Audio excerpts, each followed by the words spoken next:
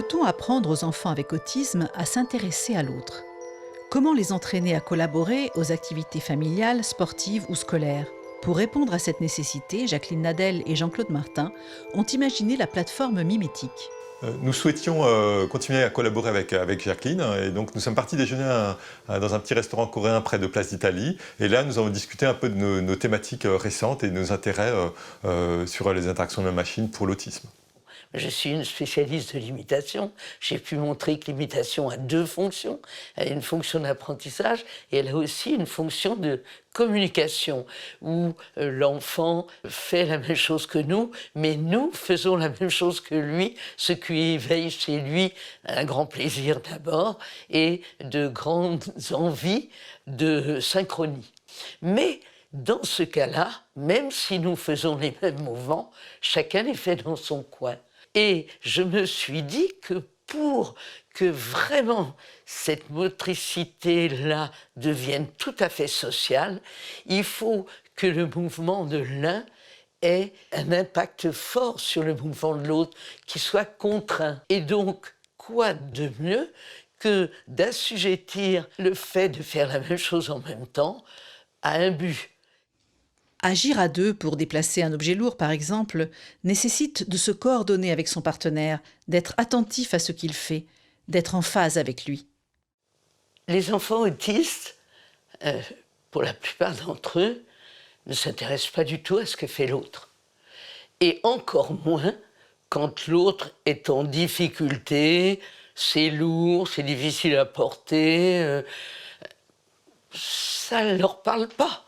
En fait, ils n'ont aucun geste, aucun mouvement vers l'autre pour se coordonner. Et là, le but, ça va être de porter une boîte ensemble ou de poser quelque chose par terre.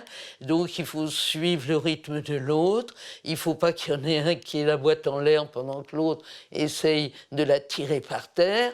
Donc, tout ça, c'est plus intéressant pour le social, encore plus intéressant que ce que je fais par ailleurs. Donc ça, c'était mon idée de départ. Ça a été une discussion très productive puisque c'est durant ce déjeuner qu'on a dressé les lignes principales de ce projet avec notamment l'idée d'entraîner les enfants avec autisme à l'interaction motrice et conjointe avec un personnage virtuel en déplaçant des objets physiques.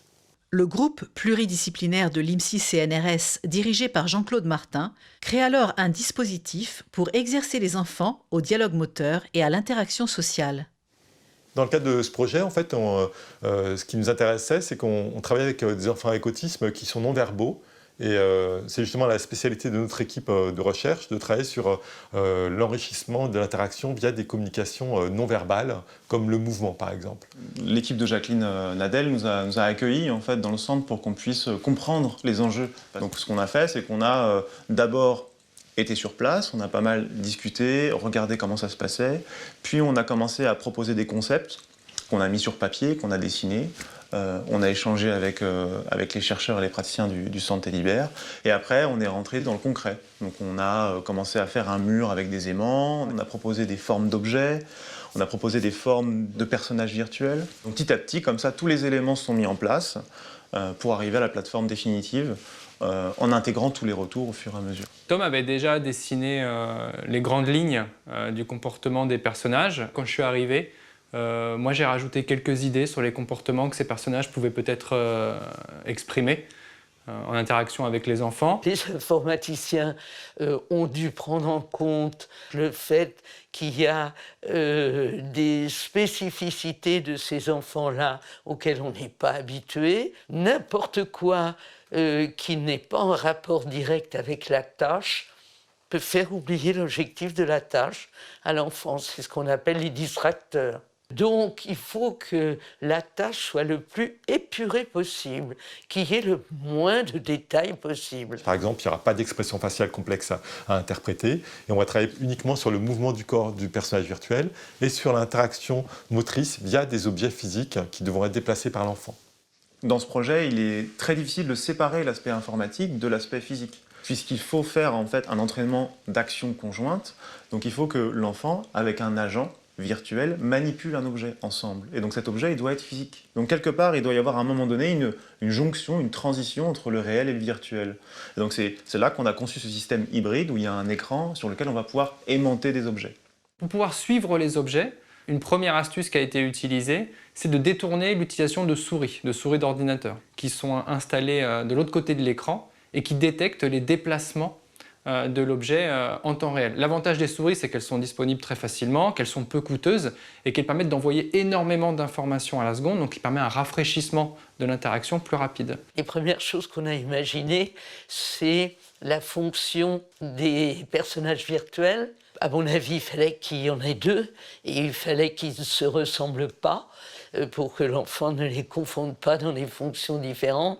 Dans le cas de l'interaction avec Michou, c'est l'enfant qui décide. C'est l'enfant qui amorce le mouvement et Michou suit exactement les mouvements que fait l'enfant avec le système. Il faut que l'objet virtuel suive l'objet réel, que l'enfant fasse bien attention à ce que son objet réel adhère à l'objet virtuel. C'est lui qui dirige dans la mesure où, sur la base d'une consigne, il va dans une direction faire quelque chose. Par exemple, il prend la boîte qui est posée sur le tabouret, il la fait glisser de façon à la poser sur la table. C'est l'enfant qui va mener l'interaction. Il va amener la boîte là où le praticien lui demande. Et une fois que l'enfant a compris ça, alors on peut passer à l'expérience réellement critique, qui est celle que l'on fait avec le personnage Lola.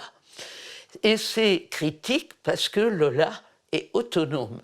L'enfant doit faire attention à la posture de Lola, à la direction de son mouvement, afin de comprendre où est-ce qu'elle souhaite emmener l'objet.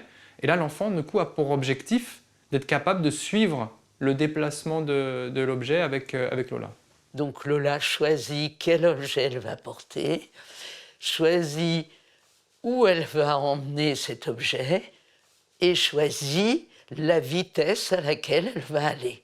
Donc les qualités qu'il faut pour être capable de collaborer de façon motrice avec quelqu'un, on va le voir décliner par la nécessité de suivre Lola. Là, voilà, là, il y a un échec de la part du sujet qui n'a pas su suivre Lola correctement. Donc dans ce cas, Lola s'arrête, elle s'immobilise et on doit recommencer l'exercice. Avec ce personnage-là, on a 3 vitesses possibles dans le protocole. Une vitesse où on va la calquer sur la vitesse de confort de l'enfant. Ensuite, on va pouvoir faire accélérer Lola pour qu'elle aille un peu plus vite. Et là, l'enfant doit suivre et tenir le rythme.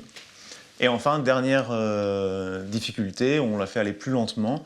Et là, l'enfant doit un peu s'inhiber et doit se contrôler pour suivre Lola. C'est une des épreuves certainement les plus compliquées qu'on ait à faire, mais c'est celle qui nous indique le mieux la capacité de synchronie et la capacité de contrôle moteur, d'inhibition de son propre mouvement pour suivre le mouvement de l'autre. Les enfants doivent faire face à différents enjeux quand ils veulent interagir avec la plateforme. Déjà, c'est comprendre quel est le but de cette plateforme, comment déplacer les objets tangibles, comment se coordonner avec le personnage virtuel.